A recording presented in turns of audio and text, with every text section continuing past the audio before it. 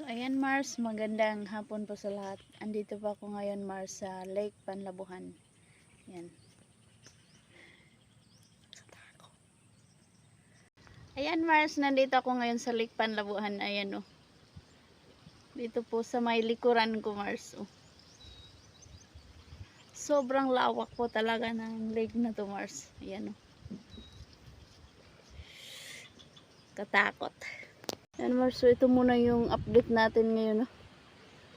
So ang oras po ngayon ay time check 4:35 ng hapon. Yun oh, makulimlim na kasi palapit na yung ulan no. Sana hindi lalo bukas kasi nandito pa si Mars sa area. Nandito pa ako Mars. Oh. Sana hindi lumakas yung ulan no. Nako.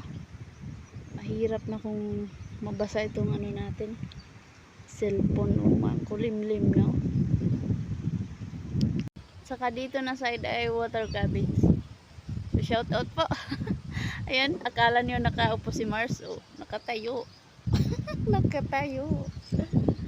So ayan, water cabbage. Ang lakas po talaga ng hangin dito Mars. So thank you po talaga sa pagsubaybay, sa pag-comment, like and share natin video. Ayan, mag-ingat po tayo dito na banda kasi malakas po talaga yung hangin Mars. Ayan oh. Ayan Mars oh. Lapitan natin. Oh. Ang lakas po talaga ng hangin Mars. Takot na. Gusto ko na mabuhay. Mars. Nakikita ko talaga na malakas yung hangin. Ayan oh. Itsura po ng tubig oh. Oh, diba? Yan Mars. Oh, ayun. Ang lawak dito.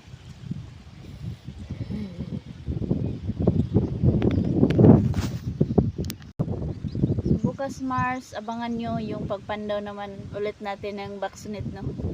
So ayan, ito muna yung papakita natin yung area, yung lake dito sa may Panlabuhan. So para naman ma-explore ko kayo dito na banda. So pasensya na po, hindi tayo magpandaw ngayon. So papakita lang natin yung nice view, yung lake at saka yung mga iba't ibang klase po na makikita mo dito po sa paligid ng Agusan Mars.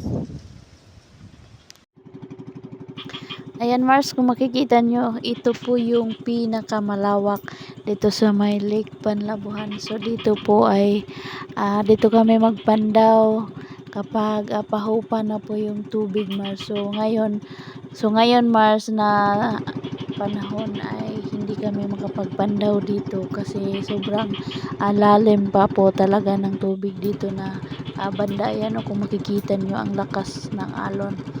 So nandito kami ngayon Mars sa gitna ng lake kasi tingnan namin kung meron na bang pwede pag alagyan ng Baxnet no. So ayan, salamat po talaga sa pagsubaybay, sa pag-comment, like and share ng ating video. Thank you so much.